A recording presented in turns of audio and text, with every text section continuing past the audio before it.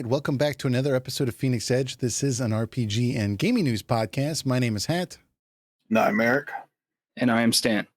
And today we are going to be discussing the recent announcement from SEGA where they will be porting games to PC and other platforms. They use the words aggressively, so that's pretty exciting. We're going to talk about what that actually means. And then we're going to jump into why is it so difficult to remaster classic RPGs in 2020.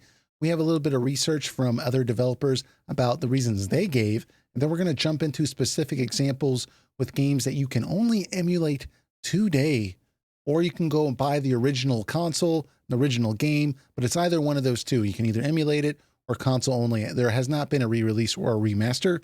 And the three games that we're going to focus heavily on are Crisis Core, The Last Story, and Xenosaga. We're going to jump into some of the development problems with those games and why it would be difficult to remaster it today, and also kind of discuss some of the developer comments that have been given on the concept of a remaster or a remake and where we sit with that. And we'll also cover our thoughts on emulation. We also will if I could say also one more time, we have other games also we're going to be discussing. We have some honorable mentions. And so it won't be just exclusively those three, but those are going to be the majority of it. So if we do have time after all that, we will discuss what we've been playing. So without further ado, let's go ahead and jump into this. So with our first topic here, we have SEGA. They recently made a statement that the Persona 4 Golden release on Steam was significantly higher than expected in terms of sales. Apparently, they did not realize that so many people wanted Persona 4 Golden on other platforms, so this has gotten them pretty excited. They said they, quote, intend to aggressively promote the porting of previously launched titles to Steam and other platforms. So this has gotten a lot of RPG fans and veterans like ourselves pretty excited because SEGA owns a lot of IPs that would be really cool to get remasters for. Obviously, Persona 4 Golden was a big ticket item, but people are hoping for things like Persona 3, possibly Persona 5, other, Shin Megami Tensei games. We got Panzer Dragoon Saga, Skies of Arcadia, lots of great games that you can really either only play by emulation or you have to play on like the PlayStation Network or something. It's kind of a crappy version. People would like to play a remastered version of these games. So it's gotten a lot of excitement to hear that Sega's finally coming around. And why don't we just jump right here into it and say, what do you guys think about this? Where do you all sit with this? Where's your excitement level, etc.? Well, better late than never, I guess. Yeah. I mean, other companies have just started realizing, yeah, there is potential for the PC, at least in the West. I don't know. I guess there is some stigma in Japan, just like and wanting to port to the PC. Mm-hmm. And some have just gotten on the train already. Square Enix has recently realized, yeah, there is a market, at least in the West, for the PC. Not so much Japan, but definitely on the West side, PC is a popular choice platform. So, I mean, I think it's easy enough to get these ports over as long as you're hiring the right people and the budget's not high. So, I don't see why it's been a problem with them in the first place. But like I said, better late than never. I mean, there's a whole library potential that Atlas can release on Steam or wherever else they want to release it. So I say very good, and I hope any other Japanese companies who are hesitant still, I can't think of who at this point, but whoever is hesitant will see this and be, wow, we need to get our games on PC also. Yeah, I saw an interview with a developer where they were basically talking about this, that in Japan, a lot of developers are kind of old school. And the old mindset used to be that it's kind of expensive to port your console game to PC because there wasn't a lot of crossover back in the day. But today, there's a lot more crossover. There's a lot more resources to automate a lot of these processes. And there's a lot more freedom with how powerful PCs are. So a lot of Japanese developers or publishers look at it and say, they still have that mindset from 25 years ago of it's not worth it, but they're slowly starting to come around. And this is more evidence of that. So Stan, what did you think? Yeah, it was really good news.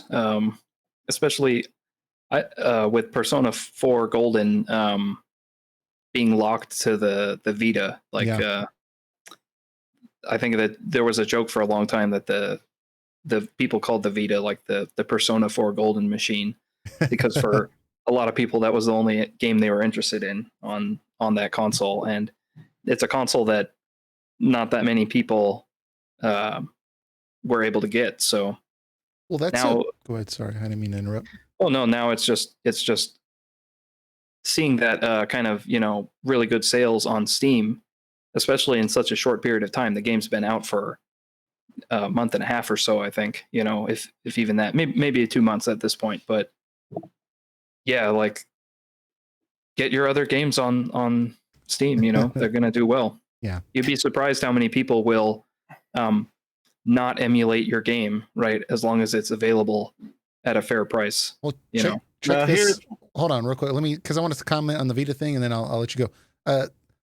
I just want to say that the Vita, with Persona 4 Golden being on Vita, I think that's a specific case that's a kind of unique, because the Persona 4 original version on the PS2, very popular, but you can buy that, you can emulate that, no problem. It's available on the PlayStation Network. But Persona 4 Golden on the Vita is supposed to be the best version of that game, and it's only available on the Vita, and the Vita's shut down, and PlayStation Vita emulation, for the reason you brought up, Stan, is not really there hasn't been a lot of development for it. If you tried to go emulate Persona 4 Golden on Vita, you can't do it because there's not a lot of support behind it, because there wasn't a lot of exclusives for the Vita, and you can emulate those games or buy those games elsewhere that's already been developed. So I was looking into it for Chaos Rings, because I knew that Chaos Rings came out on the Vita, and you can go and look at like the emulator's website, and it's got a list of games, and 95% of them, you might get the menu screen. There's a very, like, basically virtually nothing, and it's because, from what I've read on there specifically, that it's because of the lack of exclusives that a lot of these games are being re-released, or they were just available in the first place on the PlayStation 2. Why would you play Final Fantasy X emulated on a PS Vita? If you were going to emulate, you would just do it on the PS2 emulator, or, you know, buy it on the PS3 or PS4, etc. So, Eric, go ahead. I know you had something you wanted to say. Well, let me ask this before I say it. Was Persona 4 Golden released on anything but PC? No. Recently as a re-release? No, it was only PC. PC, okay. Yep. This is what I'm wondering. However, if I want to be on the negative Nancy side for a second, okay, is how effective would the PC sales have been if the game was spread across? Like, it was on the PS4, it was on the Switch, whatever other console you want to put it on. Like, let's say PS4, PC, and Switch. Would the PC sales have been as high as they were? Probably not, but I don't think they would care as much, because it would actually probably sell more, right? I imagine if it came out on both PC and Switch, the total sales would have been even higher, though they would have to weigh that with the cost of porting to Switch also, right? So this is like the thing that gets me, is that while I saw this announcement and I'm kind of excited that they're going to port other games, I'm not that excited, because Persona 4 Golden was that unique case where it was basically unplayable. Whereas if I want to play Skies of Arcadia or Persona 3, I could go play those on my PC if I wanted to, and it wouldn't be an issue, because emulation has come a long way. And so it's not that I wouldn't buy those games if they came to people. Really, if they came to Switch, I would buy them for sure. But, you know, them coming to PC in an official form is cool. But in order for me to pick them up, I would probably wait for a console version, to be honest. Whereas with Persona 4 Golden, it's like the best way to play it, because there's no other way to play it. Right. Yeah, the enhanced features of that version are just too good to pass up. Yeah, for sure. It's like how Royal came out for 5. It's just like, once you go that version, you don't go back to the original. Yeah, absolutely. So It's cool that Sega's doing this, and I hope that other companies follow suit. And they did say aggressively to other platforms, including PC. So other platforms would include things not PC. Seems like a reasonable assumption, right? And so I'm hoping that ends up being a Switch version, or at the very least a PlayStation 4 version. I got to be honest. So, or a PlayStation 5. I guess I got to get used to saying that. So, Man, you know what would be awesome? what's that? If Radiant Historia made it to PC and Switch. Yeah. Now that would be pretty damn Another amazing. good one. Yeah. Yeah, that'd be pretty cool. And this time not have the original artwork behind DLC. Pay DLC. Yeah. Lord. Atlas is one of the few companies that will take like DLC that was in the game originally, take it out, make you pay for it to have it back in. Yeah, that was really disappointing when they did that, but so hopefully they don't do that with any PC re-releases. Yeah. That come out. Yeah, agreed. Totally agree. So we got a long podcast ahead of us, gents. So let's go ahead and move on. But so for our next topic here, we want to just kind of tack onto this because there are a lot of games that are in a similar boat to the Persona 4 Golden case, or, you know, some of these other games like Panzer Dragoon Saga, where there's not, as far as I'm aware with Panzer Dragoon Saga, there's not other versions of those games readily available unless you want to go buy the game or you want to emulate the game. Buy the game, meaning go to a used game store, buy the game, buy the console, you know, deal with the fact that your retro console looks like crap on an HD television, perhaps buy a $200 adapter to make that look better, or just emulate it. There's no other way to play these games. So the first one we want to jump into, well, the games we're going to jump into are Crisis Core, The Last Story, and Xenosaga. But before we jump into that, we do have a couple of common problems that developers have brought up in this article from GameIndustry.biz. I'll have the link in the description if you want to check it out. But in this article, they discuss with a variety of different developers, whether it's Sega, Activision, THQ Nordic. There's a couple others listed in there as well, but they kind of consolidate a lot of the big reasons why remasters of older games don't happen more often than they already are. And these are basically some of the bigger obstacles. And then we're going to see if some of these tie into Crisis Core, The Last Story, Xenosaga, and some of the other games we'll bring up. But to just hit the ground running here, the first reason they brought up was accessibility of original files. With older games, this is a really big deal that if the game is older, they may not be able to access the original files. So that's difficult in of itself. I think we saw this with Final Fantasy VIII, right? Where they didn't have the original code. Kingdom Hearts, I know they basically remade the original from the ground up, right? So it's a real problem. If the game's 25 years old, they have to sit there and think, would it be easier for us to search, you know, for 2 years to try to find this? Or is it easier to just remake the game entirely? And feel free, guys, if you want to jump in at any time, it doesn't matter. Well, I think sometimes they know they just don't have it, right? Like I think in the case of Final Fantasy VIII, they were like pretty confident that the source code for the game was deleted, like it was on a hard drive somewhere, but then that hard drive was needed for development of a future game, right? Right. And back then they didn't make, it wasn't a priority, essentially. The company didn't make it a priority to preserve the other games, the games, because they figured there was probably plenty of discs out there, I guess, and all the people who wanted the game had bought it at that point. They weren't thinking like digital distribution, like in the future, you know, right, for their games. So they just, you know, it was a short-sighted decision, I guess you could say, or a more of a short-term decision. Be a nicer way to put it, but yeah, to be fair, you can't necessarily predict some things, but I think in general, if I owned a video game company, I would hire a team specifically to help archive data. Sure. Like, this is your job, whatever stuff that we complete, your job is to archive it and make sure, it's safe where it's supposed to be. Because who knows what format we'll have 10 years from now. And, we will want to re-release it again. In terms of it should be remastered or remake, I think that's a case by case thing. Okay. Like if we're going to talk about Final Fantasy VIII for a second, if you remade that, I think that's too much of a monumental task to take on. Like a 30 to 40 JRPG, I think might be too much for a remake unless your team's really dedicated to it. Mm-hmm. But if it's like a shorter like platformer game, like like Medieval or something that came out recently, or if you wanted to just think of any 3D platform in your head from back in the day. I mean, I think it's easy enough to do a remake if you don't have the assets anymore. Like if the game wasn't that particularly big to begin with, just go ahead and just recreate the assets, and nostalgia will get people to buy the games. Sure. Mm-hmm.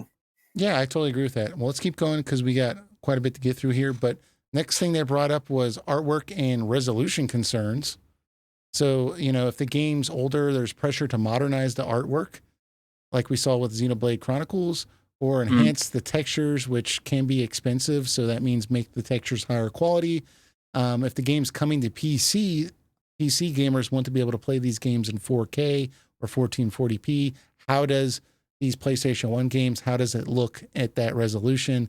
Are you going to see stuff you're not supposed to be able to see? Like we saw with Final Fantasy VIII, where you could see on the grass in the overworld, you could see the lines where, tiles met and stuff like that, where you couldn't see that on the PlayStation. Mm-hmm. Older games they also brought up older games have pre-rendered cutscenes. So, these can't be updated as easily as 3D models because it's video, right? It's been converted to an actual like movie file or something like that. So it's harder for that to be updated and have like modern textures and stuff like that. So it's something they have to think about. Yeah, you either have to make it a completely new because they go to a completely different company to make these movies and cinematic scenes for them. Like that's not happening in the game development studio. They're always going to some third party studio to do that for them. Yeah. And chances are that third party studio has become something else or it's gone. Yeah. That's another concern too as time goes, things get bought or things get merged into something else. That's for sure. The other concern they brought up was that the gameplay. They say that players fondly remember these old games, but they don't know if they just re-released it, would it hold up? Because a lot of players expect them to modernize the controls or fix imperfections with the original game. So we were talking last week with Final Fantasy Crystal Chronicles. Would the gameplay hold up? A lot of people didn't like the chalice system. Other people in our comments rightly brought up that added a strategic element. But, strategic element of annoying me enough to turn it off. Well, regardless, some people enjoy it. But the thing is, there's players that want these remasters, but they also want certain things fixed, right? We saw this with the Zodiac Age. Not everyone liked that you could be any class you wanted. So they had to kind of revamp the whole game, or they didn't have to, but they chose to. So there's kind of that pressure there that can make things be more expensive than they would need to be, right? And the other thing they brought up was uncertain costs. So these things are basically sometimes remasters are greenlit or, they give the go ahead to make them. And then once they start, they run into obstacles they didn't foresee. Final Fantasy VII was running on 3 separate game engines for different aspects of the game. And this wasn't like Unreal Engine 2 or something. This was like their own in-house engine they built in the 90s for Square Enix, So like trying to figure that out, right? And then make it modern, that could be an obstacle that you didn't think of, right? And this causes these companies to like really kind of like be a little picky and choosy about these games that are 25 years old. I mean, that's why they chose to remake Crash Bandicoot as opposed to just port it, because they felt like it would be a better experience if they just kind of remade it. with using the base game as a model. But these are some of the things they have to think about. And then the last thing they brought up was the best opportunity or the best time. So there might be a game that it's worth remastering or remaking, but is there a possibility they could make another game in that franchise down the road? And if so, would it not make more sense to do a remaster around that time as opposed to now when they don't have anything planned? And so, that kind of holds things up. When would be a good time to do this? They brought this up we've brought this up with Mass Effect Trilogy. Would right now be a good time to do an HD remaster, or should they wait until the next Mass Effect game to do a remaster?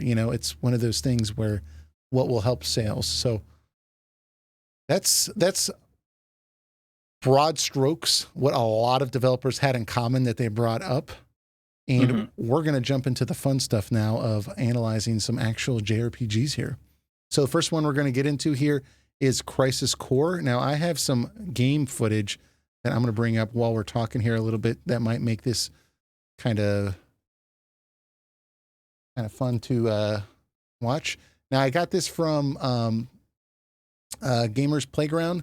So he had a really good movie version, so make sure you go check out his YouTube page. But anyways, so Crisis Core, this game, it came out in 2007 on the PSP. Just to give some background here. And we do have a spoiler discussion for this game. Full spoiler discussion, 2.5 hours of us talking. There'll be a link in the description if you want to check it out. But this game came out on the PSP. It was very successful, sold around 3 million copies, was the 8th best-selling game of all time on the PSP and best-selling Square Enix game, and received very favorable reviews. Average score that we saw was around 8.5 out of 10, but there were some higher ones and similar ones. But I think that's a fairly fair review. But the game can only be played on the PSP. Square has at least put some other games like the City franchise on other consoles, but the only option is to emulate this game. So given the high profile nature of Final Fantasy VII, given the fact that this game sold well, given the fact that this game was well received, why has this game not been remastered or remade? So there's two reasons that we were able to come up with, and there were some comments from Tetsuya Nomura, and then we're going to discuss this a little bit more in depth here. But reason one being licensing issues. As some of you know, there was a famous Japanese person named Gact who voiced Genesis, the main character in Japanese, and also wrote some of the music for Dirge of Cerberus. But this person also put creative input, and his likeness was made for Genesis. So it would be he receives royalties because they used his likeness in the game, and obviously his voice acting. And then there's other music in it from J-pop singers that provides royalties as well for sales. So that cuts into the profits if they were to remaster this.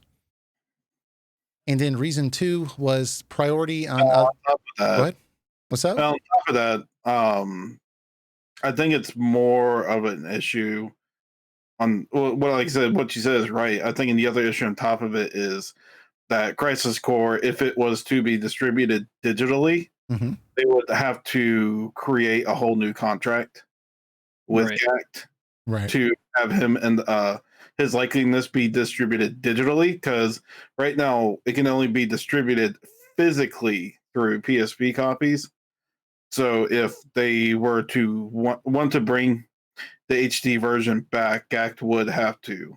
Yeah, they'd have to pay him royalties, and they'd have to have a contract about it and everything. Yeah, for sure. And he may have even said no. He's like, nope. So yeah, that's a concern for sure. I won't speak on that wonderful man's behalf. Totally not the worst villain behalf, but yeah, that's the thing. Yeah. So that's obviously a unique situation. They probably regret doing that. But the other reason we saw was there was a priority on other releases. I mean, there's other games in the compilation of Final Fantasy VII games that haven't been released. Basically, all of them, right? Dirge of Cerberus, Before Crisis, those games are not playable outside of, on the original console or device. So Tetsuya Nomura was actually asked about a HD remaster of all these compilation of Final Fantasy VII games, and really focused on Crisis Core here. And his response was, concerning the Final Fantasy VII remake, which is a title loaded with a lot of mystery right now, it will be different. It will be different from the original Final Fantasy VII. If we make a compilation, these games will hardly have an overall coherence. It will be difficult because there is no more continuity between the compilation and the remake for the moment. And so basically he's saying there that this game conflicts too much with what we're currently doing. And then later he's asked about it again, and specifically regarding Before Crisis, which was a prequel to Crisis Core on Nokia cell phones that just lived and died there. But he said, I'm thinking about ideas regarding the remake's release. I even spoke to producer Katase about it today. All of us old timers are considering various developments in regards to what accompanies the remake. Like if we can manage to do something about the compilation of Final Fantasy VII titles too. But for the time being, please wait for 7's turn to come. So that was a little bit more scripted of an answer. I think the first one was probably his real thoughts. But so obviously, just to open this up to discussion here, there's obviously lots of challenges to getting a remaster of Crisis Core, which we just discussed. But what do you think about Nomura's take here, that since the lore of the game might conflict with Final Fantasy VII Remake, that it isn't a good idea right now? Is this a good reason? Would this confuse people?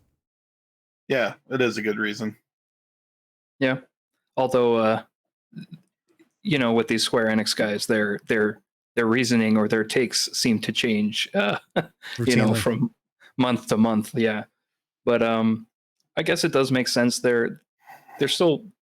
got all their eggs in one basket with FF7 Remake currently, and before they even think of remastering Crisis Core, they're probably thinking, well, is there a way to just tie that story into, like one of these parts, because it seems clear they haven't, they haven't really planned it that far out in advance, so they're thinking, is there a way we can tell Zack's story piece by piece alongside the FF7 remake? Or if we can't, then we might as well wait until the remake is complete so we have a full picture, of how we retold that story, so it doesn't conflict with, a remaster of a game with Genesis, who is a character they may not even be able to use anymore, right? So there's well, they have to think about the story continuity. So here's the thing, though. I'm in the middle on it, because I think that is a fairly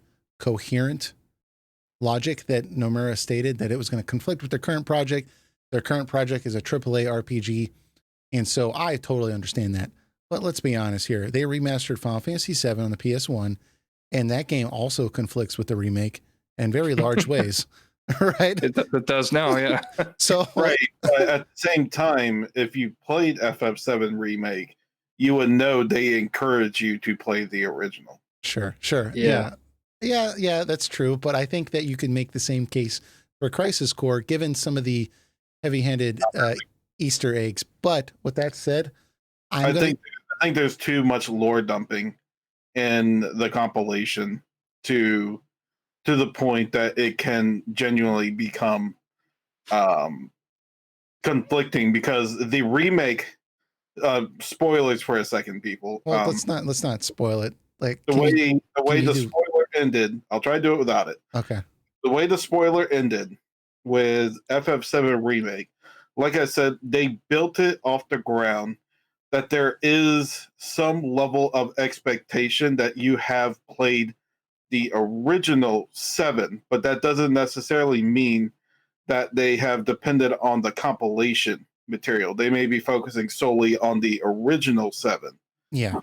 So if the compilation doesn't fit into that spectrum, it's better to it not be there than it is to be there, because you have a new audience that's coming into this franchise now, and showing these games as they are right now again becomes very conflicting with the audience, and they don't understand. We understand, Mm-hmm.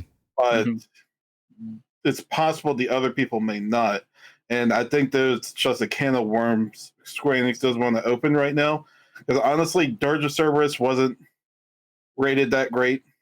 Yeah, the It had highest one was Crisis great. Core. Yeah. Crisis Core was the highest one, but even then, that game has aged poorly, as we have discussed in our Crisis Core review that you can check out. Mhm. Yeah. And you can get our full thoughts there. But in short, the Crisis Core doesn't hold up as well. I think there would need to be some fixes and changes Yeah. to make it a more engaging game. But yeah, I fully think the compilation just 100% conflicts with Square Enix interest and their roadmap. Yeah. Here's the thing, I think that what they're doing with the remake and still trying to incorporate compilation material where it makes sense, and they're going to try to probably polish it up a little bit so it's not so wonky in certain ways. That's a good idea, but I still feel the fact that remaking or re-releasing Final Fantasy VII kind of shoots a hole a little bit into his argument with Crisis Core. But I'm going to give him a pass because they've made so much money off remastering Final Fantasy VIII, Final Fantasy 9, 10, and 12, and probably Crystal Chronicles. And I think if they did not remaster Final Fantasy VII, YouTube would just be on fire because people are already screaming and hollering that they didn't remaster Final Fantasy VIII. Could you imagine if they released it Final Fantasy VII Remake, but they did not remaster Final Fantasy VII? They just left it on the PlayStation. Like, people would be like, dude, you're trying to erase it, Yeah. so I think that their back was against the wall in that one, and they kind of had to. But Yeah. I guess I kind of see where he's coming from a little bit, and that, okay, the lore is a little weird and it might just kind of confuse people. And, let's not introduce more than we have to. And they probably don't want people to like it and then be upset that they changed something too, right? They're already dealing with that with the base game. So I guess I can see it a little bit, but I still think it would probably be okay. But anyways, in regards to the GAC problem and music problem, there's been some fans have suggested that they replace the music and that would be an issue, right? So the music that's in there that they, they would have to renegotiate contracts to use these music again. Let's replace that with something else. And then for the Japanese lines, re-record Genesis voice acting for the Japanese version, and then re-release the remaster. And He's got one big problem with that. And his likeness. They'd have to change his face. Yes, and you would have to take out the FMV movies or recreate the That's FMV. a good point. That's a really good point that I'm surprised people don't bring up. He's all over those. Yeah. Especially like there's a big old fight scene on the human tank. Dude, that cutscene's garbage anyways. That was like the best one. Dude, this is great. They should do this, and they should just remove every piece of footage with Genesis in it. Right? Just remove in our opinion, that will improve the game. Yeah. I say just clip out someone just take an edit, Nomura's face over it. Things might get a little crazy towards the end if you nip that character out. Because, anyways, so for me personally, I think that I could Eric, you're totally right. Those FMVs, they can't do it, but I could see replacing the music.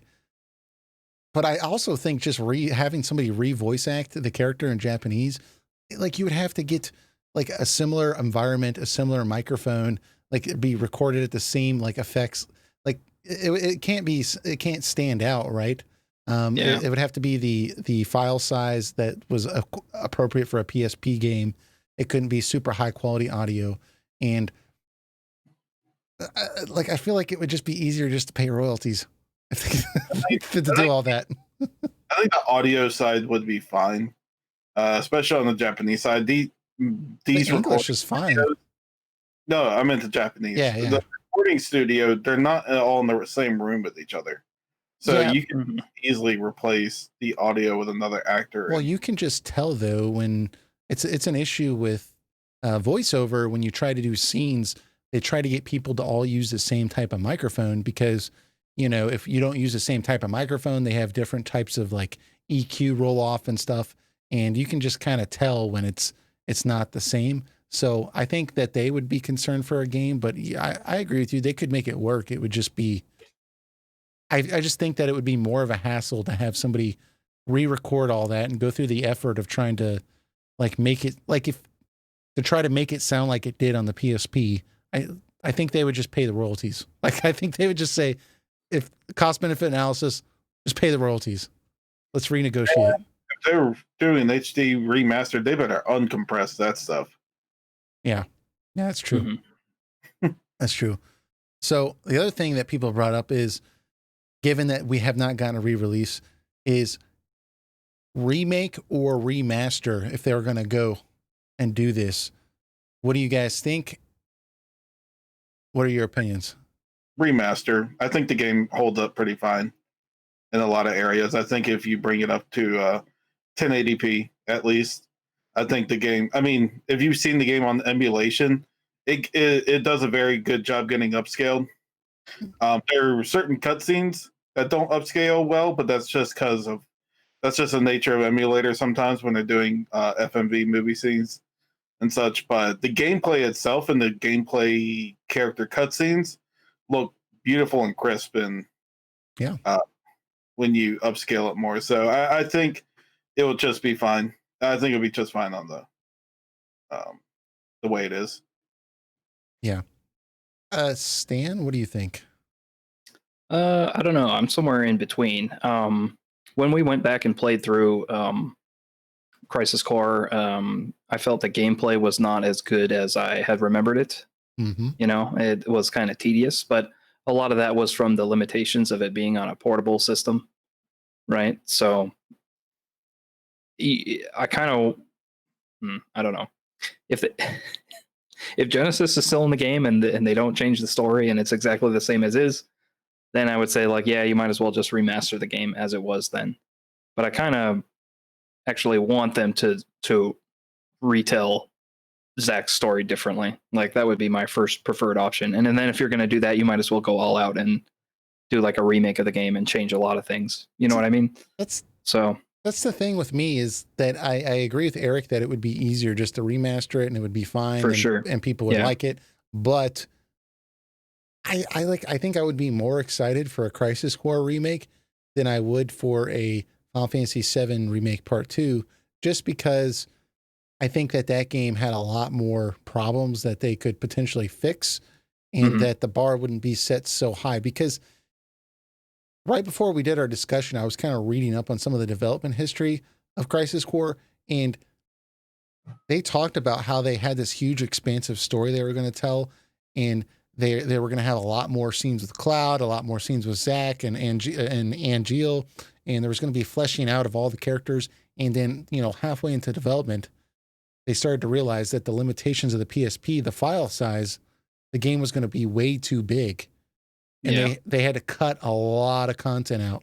And that made the game not make sense for certain story segments where it just felt like there was something missing here, because there was payoff here, but there was like no setup at all, you know, on numerous occasions.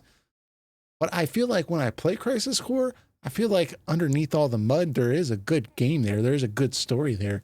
So I'm like, I wouldn't mind seeing that, you know, remade. But the thing is, if they were to remake it, I think there would be so much pressure to give it like the 7 remake treatment. Yeah. At this point, right? I don't think they're willing to spend 5 years making Crisis Core. And because it sold 3 million copies.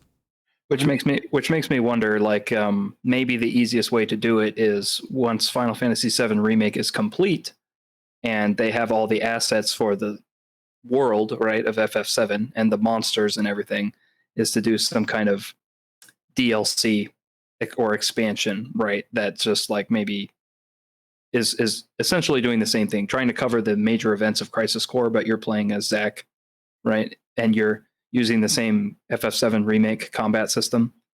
Like that seems like something more likely than like a full-on remake of a PSP title. So just tell like basically the highlight portions, the big portions, but not the whole Yeah, thing. like a DLC add-on for FF7 remake part 3 or 4, whatever the final one is, you know. And then they can, you know, do it well, like do voice acting and everything for it, you know, maybe a few cutscenes, right? Depending on how much they want to charge for it, I'm guessing, but that seems like more of a realistic approach, like because like you said, there would be higher expectations after post 7 remake for any FF7 content going forward. You would have to heavily market like this was from the original 7, this compilation. Yeah. Compilation is based off the original FF7 universe, and the remake is a different continuity from that. Well, I mean, Crisis Core itself, I mean, it was called Final Fantasy VII Crisis Core, right? And I mean, it's sold Crisis Core Final Fantasy VII. Oh, whatever. That's got Final Fantasy VII in the title, but it sold 3 million copies, which was one of the best-selling games on the PSP in the top 10. But you know, if they did a full AAA budget and it only sold 3 million copies on the PlayStation 5, then that would be a problem. Yeah. Yeah. I mean, they would probably break even, maybe. I don't know. Maybe. But yeah, that's why I think maybe they would just use their existing programming and assets, you know, that they have created for FF7 remake and tell Crisis Core in a new way, like using that technology they've already created. So if you want my honest opinion, I kind of feel like these games are a little too late issue. These are games that should have been HD remastered like before the PlayStation 3 remake got announced, because that would have been such money just to bring Dirge of Cerberus. You could even done like a compilation thing similar to Kingdom Hearts, where it could be like Crisis Core and Dirge of Cerberus, and maybe like a novel video adaptation of Before Crisis, or re-release that game in some way. But I think the ship has just sailed. Yeah, I think this goes back to what we were talking about at the beginning of this topic, was that a lot of other developers had said, when is the best opportunity for the game? And they're probably like, we might remake 7. Maybe it'd be good to do it then.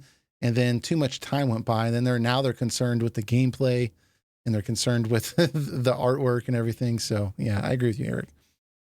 So. Yeah. I mean, they're not necessarily terrible games, but I think there's just too much. I think it was just too much of a mess that Square Enix needs to cover up or keep clean to make these work. Like, if you release them now, people are like, "Oh, is this extra content that's, you know, part of the FF7 remake?" Because I've been waiting forever for part 2. Yeah. Yeah, that would be confusing for sure.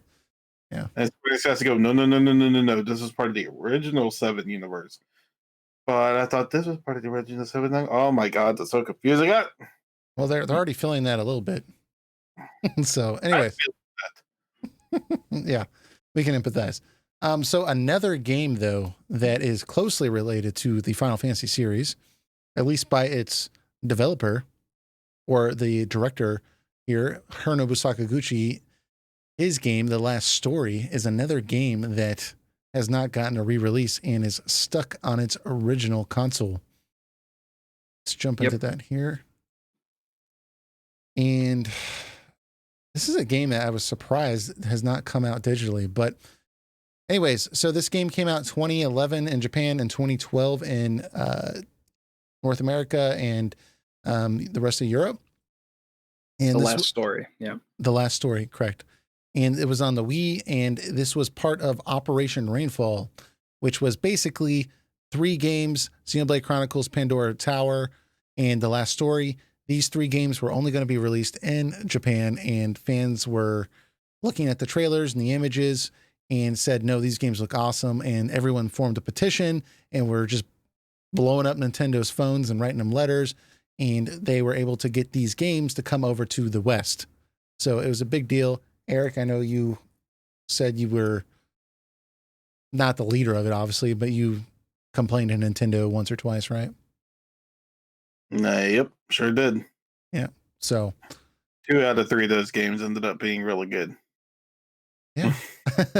Well, one of them was The Last Story. So, so The Last Story has been well received, right? It has received around an 8.5 on Metacritic by users, which is pretty good for Metacritic.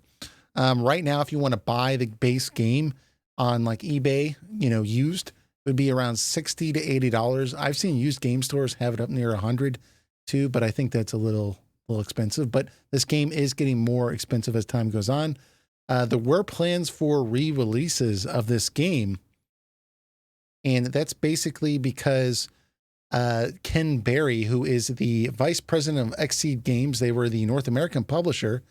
They stated that Last Story was their most successful title in 2012 and prior in the West. So they had plans to reprint re-releases of the game at $29.99, and for some reason it never happened.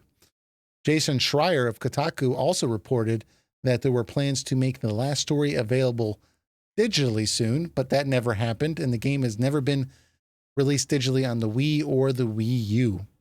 So it's just been sitting on the Wii. So given the game sold very well by every measurement, and it's been well received, and there's been plans to re-release it, and it still hasn't, why hasn't it been re-released? Go ahead, Eric. It's a gold mine of opportunity not being taken. I just don't get it. Yeah. I don't know what is going through Sakaguchi's mind. Like, this is something I know he has a certain stance on re-releasing his games, but for all the silly stuff he does on mobile and stuff like that, I can't believe in his decision making. He's like, okay, I need to fund this current game I'm doing.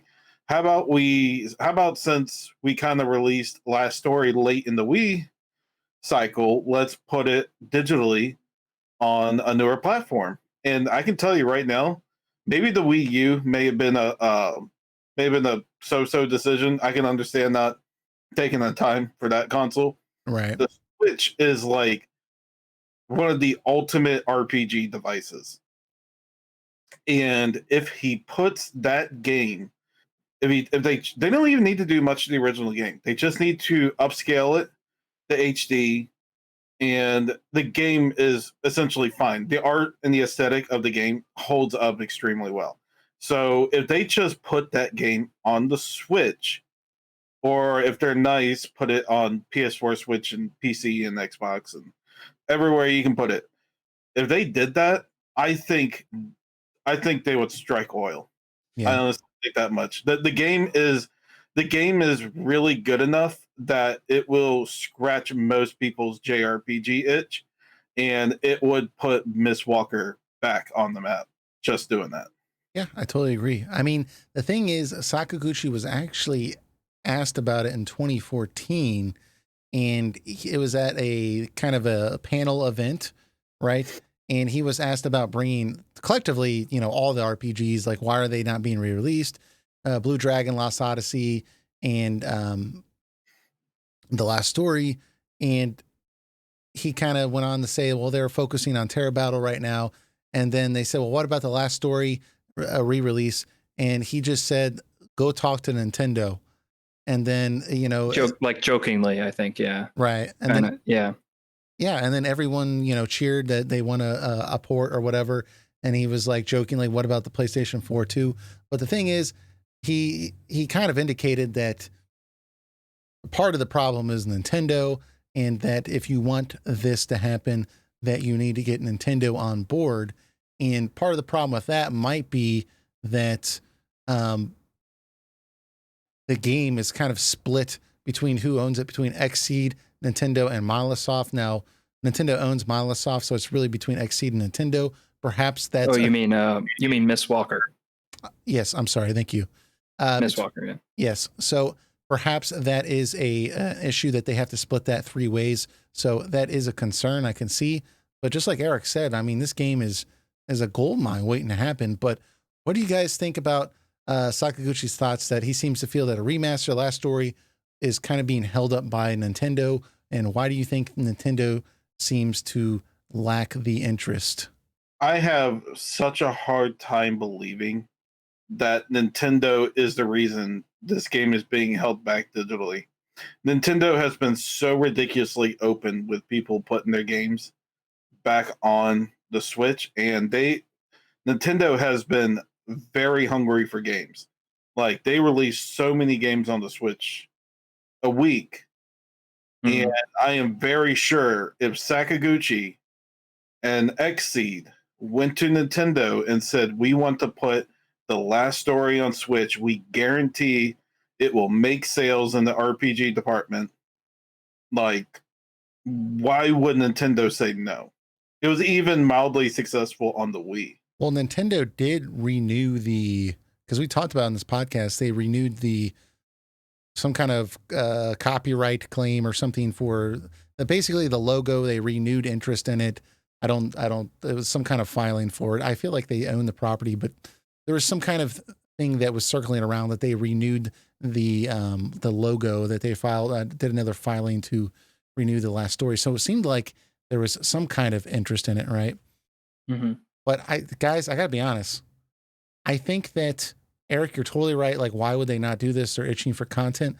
But I think that like Nintendo probably has like a big list of games that would be good remasters, and I'm sure The Last Story was on there. But the thing is, like, they just did Xenoblade Chronicles, and they touched up all the visuals with it. And I don't think that they needed to do that with Xenoblade Chronicles, but I think that Nintendo thinks they had to. And if you go back and watch some of the cutscenes from The Last Story, I think the artwork is great, but some of the facial animations are a little rigid. The mouths don't sync up. Like, you know, the angry faces aren't as emotional as they could be. And I think that if they were to remaster this game, they would be under pressure to, you know, basically make it super anime like like they did with Xenoblade Chronicles, and to touch it up. And you know, that might be too much for them. They might not want to do it for that reason. I think it's crazy though. Imagine a Nintendo Direct or some other presentation with Sakaguchi's name on it and a surprise Last Story. I think that would be crazy, but But let I, me ask, why would they need to do that? There's I plenty don't of other think they HD. would. I didn't think they needed to do it till Xenoblade Chronicles. Right. But so I clearly we don't see eye to eye.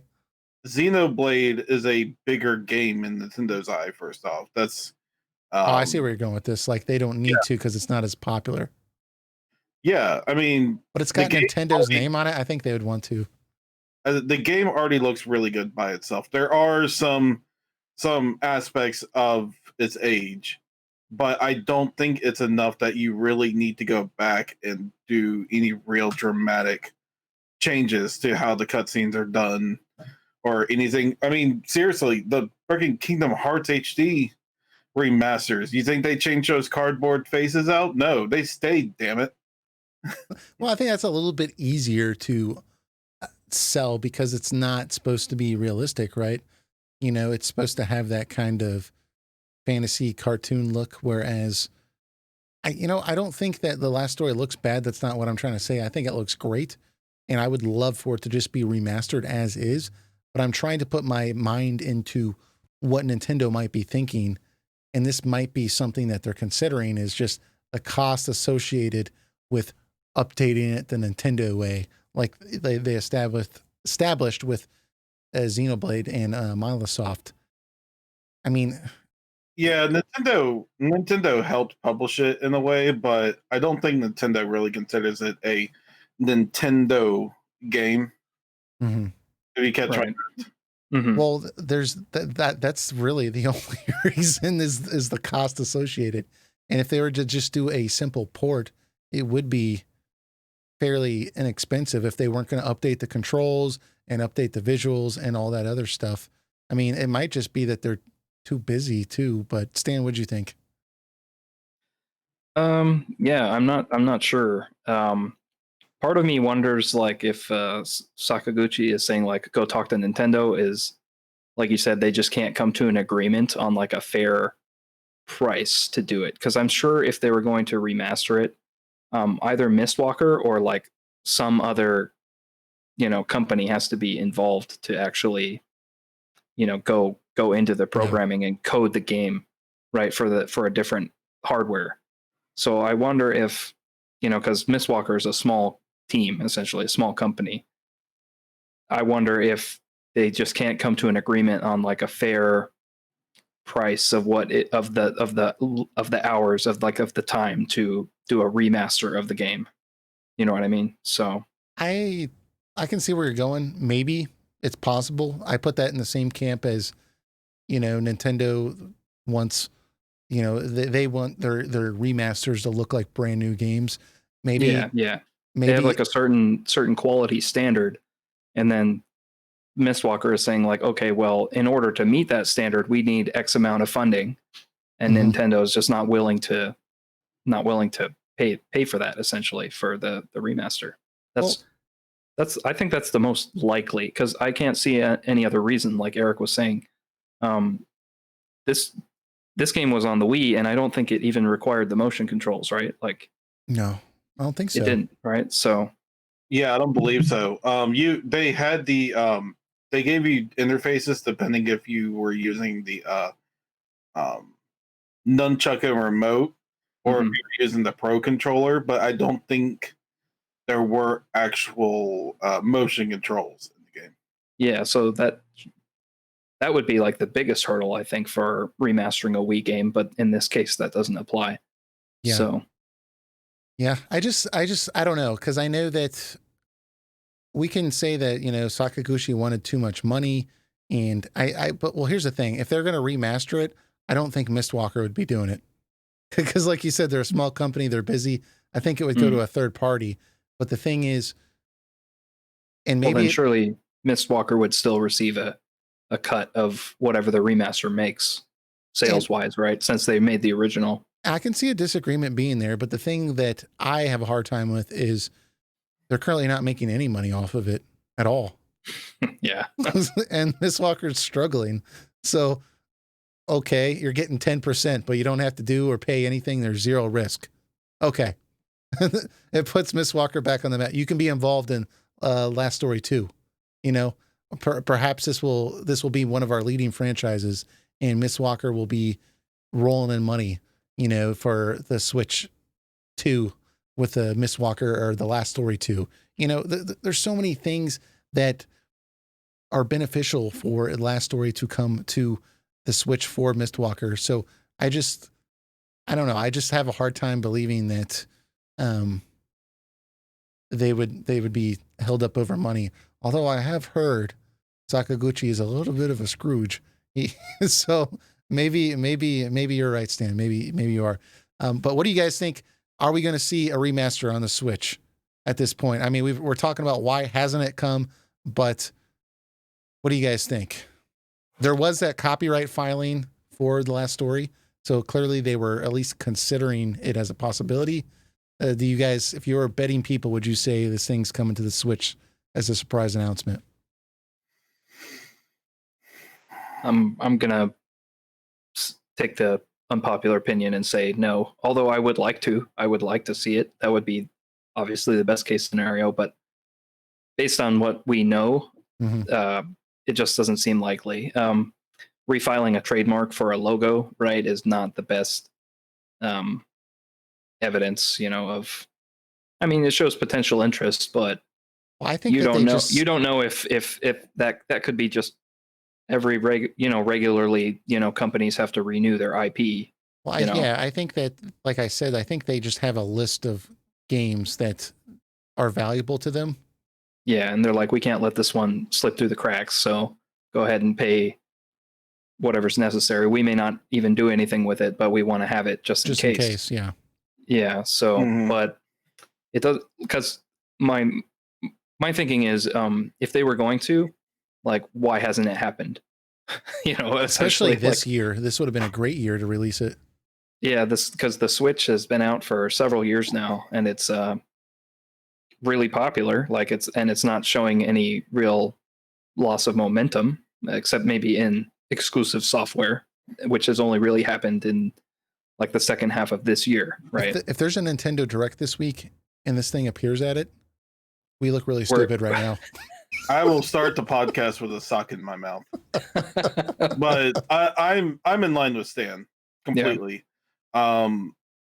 I feel like if there was one, there would have been one by now. It's always possible that it could come.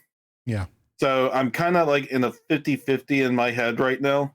Like I can see it coming, but at the same time, there are some realities behind it that would make me think that no, it's not coming digitally. But we can always be optimistic. Maybe Sakaguchi or Nintendo keep hearing people saying they want it. I think that's the best way to do it.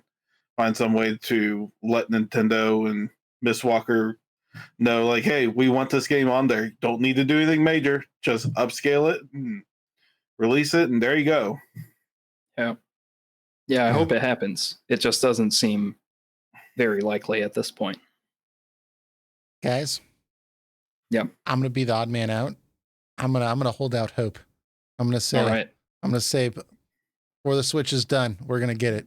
It's gonna be terrible timing. It's gonna be 3 months before the Switch 2 comes out. Okay. I'll tell you this, Het. I hope you're right, and I hope I'm completely wrong. I have no logical reason to believe this, by the way. I don't actually believe it, but there's the emotional side of me is talking right now. And gut feeling. Yeah, I'm just like, dude, they're gonna do it. I'm going all in on Black. They're doing it. So I'm hoping it is. That's the ideal timeline. Yeah, it's the last story. It's the last game they have to do. It's the last one on the Switch. All right, so we got our next game here that we're going to be touching on. And we're going to be touching on a Xenosaga. I almost said Xenoblade, which would have been a great game to bring up 2 years ago. Hold on, I'm getting some video up here. But so Xenosaga is one of those games that is probably not coming out with the port anytime soon because the developers actually commented on it. But let's get some of the facts up here. So this game came out in 2002. The series came out starting in 2002 on the PlayStation 2, and it went all the way to 2006. Europe only got the second game, but here in the States we got all three. And basically, it's a PlayStation 2 science fiction game. It's developed by Monolith and published by Namco initially. And it's, like I said, 3 games, but it was intended to be 6. The creator of the series also created Xenogears and Xenoblade Chronicles. So there's a lot of hype behind this game being possibly remade or remastered in the future. And there was mixed success, though, with the release of the Xenosaga series.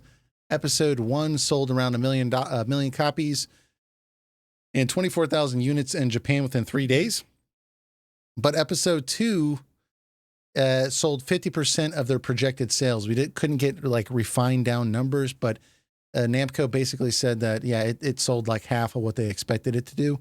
And then episode 3 sold around 383,000 total. So it was the lowest selling of all 3 games. And the series creator, Tetsuya Takahashi, admitted that the Xenosaga series wasn't well received. In a 2015 interview with Nintendo, he said, that's right, we released 3 games in the Xenosaga series, but they weren't very well received.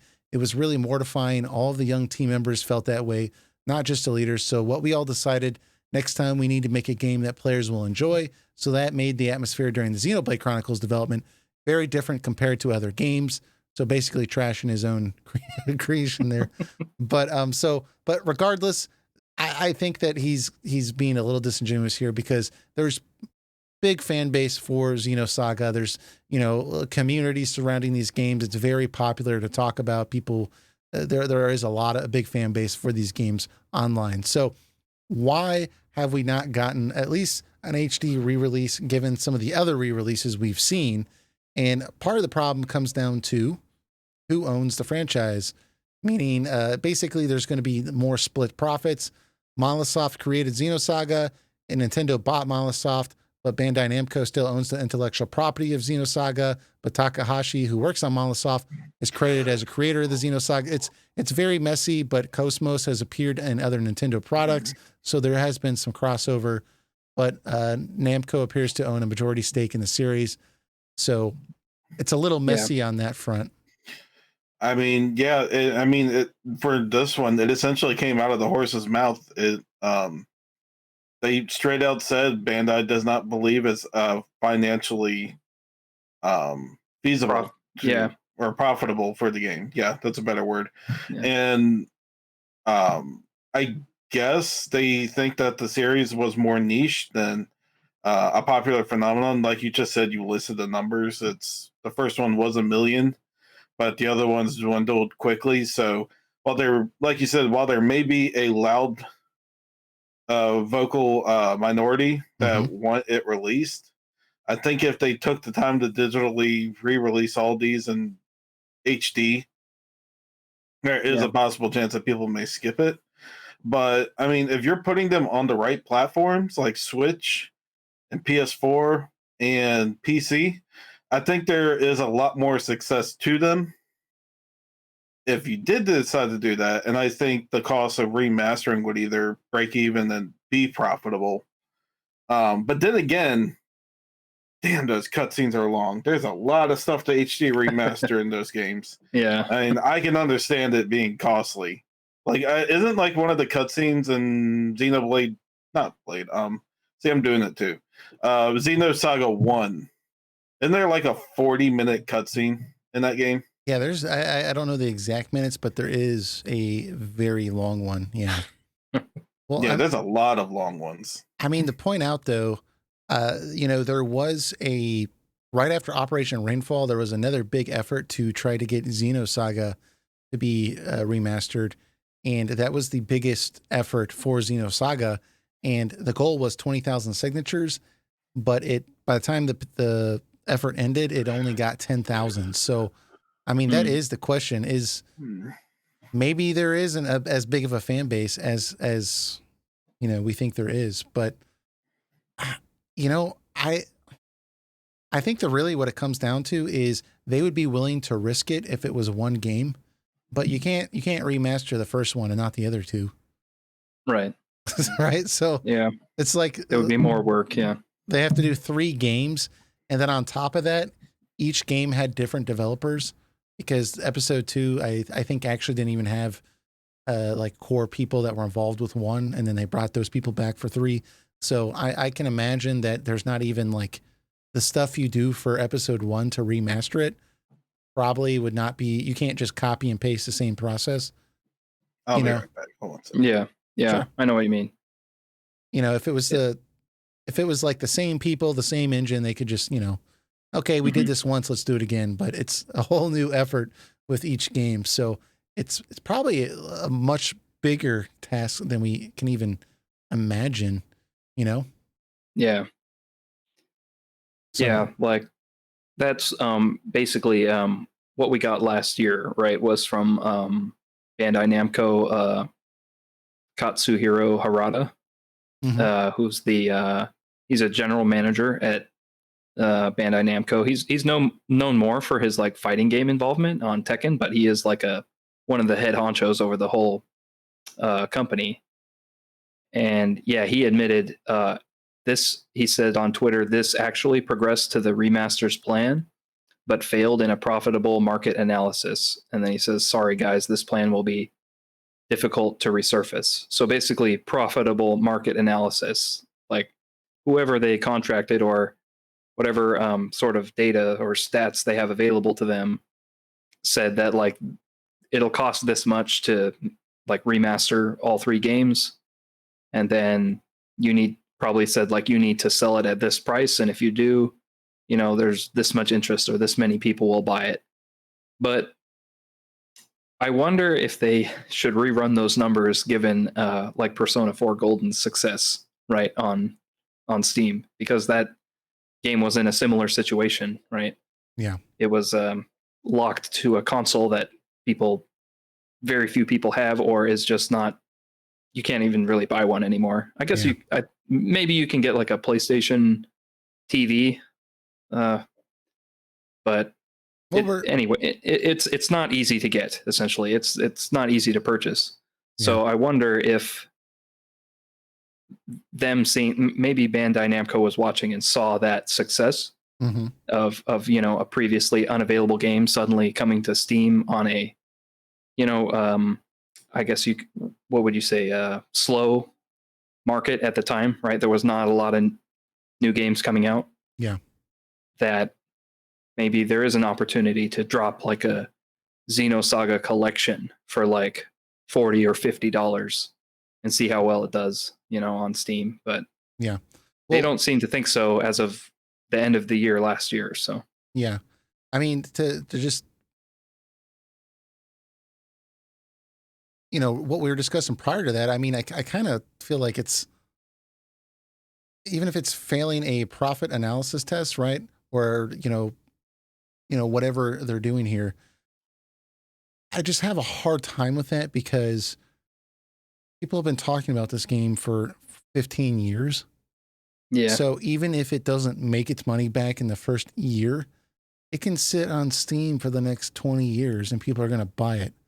And over time. You can re-release that puppy, on every single console.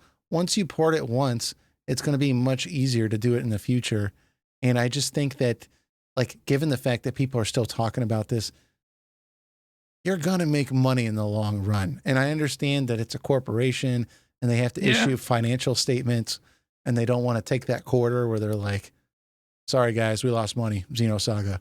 That's the toughest thing. Like, even if it is the right solution, like they'll make long-term, money 5 years from now, but they won't make money this year. Yeah, from what I can tell of big corporations, they're very reluctant to greenlight a project that's like gonna have a negative return like early. Like, they value both short-term profitability and long-term profitability. Like you need both. Like, whatever you do needs to have both, like a short tail and like a long tail, in terms of growth or sales or whatever it is. Right. If it's only one or the other, like, there's very few business, like high-end business people or CEOs that like to greenlight those kinds of things. Yeah. So, yeah. But the thing is, I mean, Cosmos appeared in Xenoblade Chronicles 2, right, as an Easter egg. Yeah, so and she's the main character, right? And there's been a lot of hype about getting her into Smash. Yeah, people want that. Yeah. So, I mean, if that happened too, I mean, it's got to happen eventually. I put this in the eventually category, but yeah. Mm-hmm. So Eric has an emergency that popped up. Everything's okay, but it's just gonna be me and Stan for the rest of the episode here. So, yep. But yeah, I agree with you too about Persona 4 Golden and whether or not that actually kind of got their interest. I mean, it had to have gotten them a little bit because I think Persona 4 Golden did like 40,000 sales in like a single day or something crazy like that, or 40,000 simultaneous players on Steam. So they have to be rethinking this. Yeah, I would hope so. Run those numbers again. Yeah, for sure. But we did have some other honorable mentions here that we'll kind of quickly touch on, and if we can think of anything else, also we can bring that up. But just the scope of games that this applies to was monumental. I mean, we tried to limit it a little bit, and you should have seen our original outline. It was gigantic. And then we we cut it down some more, but we were already starting off not naming stuff. So, I'm sure that you guys have other ideas. Feel free to leave it in the comments. We'd love to hear it. But some other games, Terranigma, they're basically, I mean, there was a long story with that, but the company shut down in 2002. Yeah, the developer Quintet. Yeah. Quintet. Yeah, and now it's owned by at least the rights for that game are owned by Enix, which is now Square Enix. But they've shown no interest in really bringing it back, it seems. So, yeah. So, unfortunately, because it's a well-received game, and then we had a Secret of Evermore from Square on the USA side, who released that in 1995, and After they released this game, the studio was closed down, so it's very likely the base game files are lost. You know? Yeah, and the Japanese release of that game never happened. It was canceled way back then, even so. Like So it was released in USA and Europe, but never Japan. so they would literally probably, if they can't find the game, you know, and they might be able to. I remember reading a article with some former Square Enix employee, and they were talking about, you know, finding old NES games that they wanted to bring to a modern console. And they like contacted some guy named like Pete that hadn't worked at the company in 30 years. And he happened to have a hard drive in his closet, and they checked it and it had the game on it. Right. Like these are the efforts some of these people were going to, you know, but so there's a lot involved sometimes. So some of the other games though were the Shadow Hearts, the entire series, mostly PS2 games. There was a PlayStation 1 game as well. The company was rebranded and then purchased and then sold. And now that current company doesn't really even make video games anymore. So even if they wanted to do it, they probably don't have the personnel to do it. And they definitely don't have the files, right? Yeah. Yeah. Who knows where they are? Yeah. So that's probably, there were some discussions of I can't remember, the company that owns Bloodborne. God, I can't believe I'm drawing a blank right now. From Software? Is that what it was? That sounds right. I think. Well, that's Dark Souls, right? From Software. Yeah. Yeah, you're right. Okay, so From Software, I was reading online that after Bloodborne came out, they were talking with the company that owns Shadow Hearts because they were thinking about buying it just because it has a similar art, like aesthetic or vibe. So that ended up falling through though, but probably because it's a drastically different toned JRPG, but it is a similar aesthetic, I guess. But then Nintendo, they own quite a few games that they've shown no interest in re-releasing. We have Paper Mario Thousand Year Door, Fire Emblem Path of Radiance, and Fire Emblem Radiant Dawn as just a few. There's a lot more though, but you know, those are very popular games. Yeah, first party games too. And yeah, most of those are about 15 years old now and have never been released digitally. It's kind of baffling. All the hype around Origami King. If they released a Thousand Year Door remaster, I think that would sell just as many copies. Yeah, you'd think so. And like Fire Emblem, Path of Radiance, and Radiant Dawn, the GameCube, and then the Wii title. Like Ike is like the main character in both of those games, and he's like in Smash Brothers, but you can't buy his game. You can't play the game. But what are they doing? Yeah, it's crazy. Yeah. Well, maybe it's one of those Sega situations where we think there's like some real reason, and it's just like Sega's just like, nope, we were stupid. Like we just didn't think it would be profitable. Yeah. So, but regardless, okay. So we mentioned all these games here. So just wrapping this conversation up here, there's a strong like debate on the ethics of emulation, right? And I think that it's pretty obvious you can buy the game like at Walmart. You probably shouldn't emulate it, right? Or pirate it. I think we can understand that's a little unethical. However, for these games where, you know, Nintendo or all these other developers and publishers, they don't even have an interest in re-releasing it. They don't even appear to. The Last Story, you know, Crisis Core, where Tetsuya Nomura's like, we're not doing that crap. It conflicts with our current vision. Obviously, it's illegal, but is it still, in your opinion, unethical to emulate it if the developer is not interested in re-releasing it? In my opinion, no. Yeah. I agree. I say if the developer won't make it the game even available for you to play, then and you want to play the game, and you've got your cash in hand, you're saying like, take my money. Like if it, I would buy it if it was available, which is, obviously the case from what we can see with Persona 4 Golden, right? There's a bunch of people out there willing to buy it again or buy it the first time just so that it's on a platform that they can play, use. Yeah. So Like one that comes to mind immediately for me is Valkyria Chronicles 3 was just never released over here for PSP. Like it was released in Japan only. They didn't bother to localize it. So it's like, well, the game exists and there's no way for me to buy it, like legally in a language that I understand. If I buy a Japanese copy of the game, like none of that money is actually going to Sega, right? It's going to somebody who owns it secondhand, right? And then is like shipping me a physical Japanese copy of the game, right? That's where people lose me when they start trying to like criticize me for emulating some of these games, because Xenosaga Episode 3 is like $100. If I pay $100, that's not going to a single developer or Bandai. It's going to some greedy guy on eBay. Mm-hmm. Takahashi and Monolith Soft see nothing of your $100. Right. So no, I'm just gonna play it because that's the only way. Now, if they re-release it, I will buy that. And there's lots of people that, bought re-releases of Chrono Trigger that never bought it back in the day because they emulated it. So I think there's arguments to be made, but I totally agree with you. If that money's not going to the developer and you're not trying to put a version out, then, I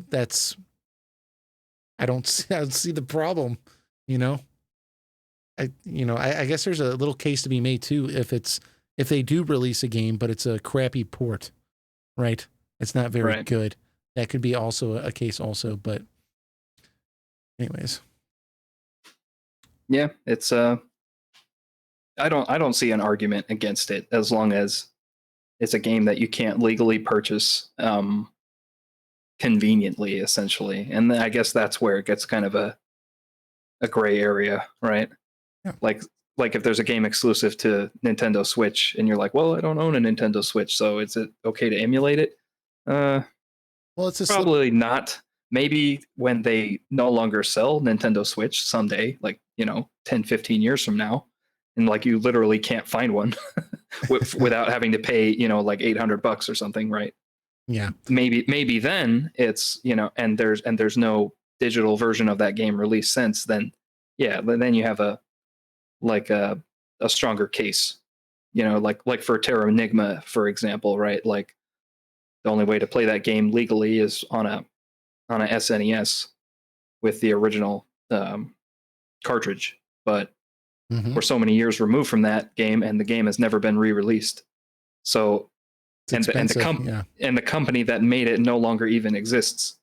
So, like, what are you supposed to do? Yeah, yeah, like who are you stealing from if you emulate that game? It doesn't really make sense. It's stupid.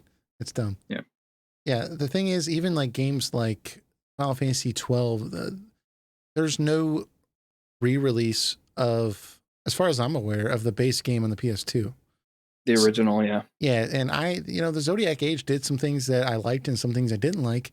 But if I wanted, or Xenoblade Chronicles, if I wanted to play the original, there's no way to play that without emulating it, And so you could make a case that that's okay because, they don't have versions of those. But people could also, this is a slippery slope. People could say, well, I'm emulating Breath of the Wild because my Switch doesn't go to 4K. And if I emulate it on my PC, I can play it in 4K. So therefore, I'm playing it a way that's not possible. So I think that would be okay if you purchased a copy of Breath of the Wild, right? And then chose to emulate it however you want. That's my response every time. I'm like, did you buy Breath of the Wild? No. I'm like, well, it has nothing to do with the limitation of the software, you cheap ass. Anyways, so yeah, so a good discussion. Yeah. So what do you think? Where are we at here? An hour 24? We should probably just wrap up, huh? We do have we gotta mention our character contest, right? Yeah, absolutely. So let's jump into that real quick. Looking on our outline here. Was it at the very end? Yep. Cool. All right. So just want to remind you all and let you all know what's going on.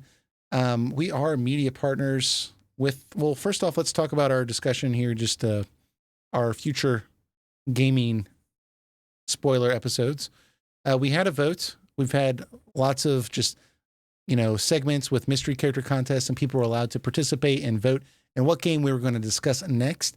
And it's been dwindled down to Final Fantasy IX and Super Mario RPG. We essentially have a tie vote between Final Fantasy IX and Super Mario RPG. We need someone to break the tie. And so in order to do this logically, we don't want to drag this out for like 2 months and do like more mystery characters and really just, drag this out. We are just going to have a vote. We're going to have a tiebreaker vote on our Discord channel, and we're going to have it in the announcements section. And in there, there's going to be a spot for you to pick a 1 or a 2, and we're going to have what each game signifies. And anybody can vote on that, whether or not you participated or not. Everyone's free to vote, and we're going to tally up the votes at the end. We appreciate everyone that was involved in the mystery character process. You guys got us dwindled down to Final Fantasy IX and Super Mario RPG, but we think this is the easiest and fastest way to do this. We're going to leave this open for 2 podcast episodes, and then we're just going to call it. So there's a link in our description. If you don't know how to join Discord, just click on the link. It'll take you right into it, and you can vote and get your voice heard. We'd really appreciate it. But we also want to let you know about our media partner with RPG Fan. Now, RPGFan.com, they're currently transferring to a new host, so their website is currently down, but it will be back up here shortly in the next couple of days. But they do have an active YouTube page that they are supporting. Just RPG Fan on YouTube. Just Google it. It'll come right up. They also have all sorts of stuff they're posting on Twitter and, Facebook and other areas as well. And they're still hard at work over there preparing reviews that are going to be coming up here shortly. They also have other podcasts out, Random Encounter and Retro Encounter. And then there is another podcast they're going to be doing, Rhythm Encounter. They're bringing that back where they review video game soundtracks. So lots of cool stuff for you to go check out. Highly encourage that you do that. And their website will be back with all these awesome game reviews and news articles here shortly once they're up to the new host. Basically, they felt like it was time to switch hosts. The new host is a lot faster. Apparently, stuff downloads 4 times as fast. It's getting like 3 times the traffic on the new host. So they're just fully integrating that, and it should be good to go here shortly. But make sure you check out some of their outlets like Random Encounter, Retro Encounter, and their YouTube page as well. And I think that's going to cover it, guys. So I really appreciate you checking us out this week. We will be back next week to discuss some interesting topics. I think you guys are going to like the guests next week, but we'll leave it as a mystery until you see. So, all right. Thank you guys, and we will talk to you all next week. See you next time.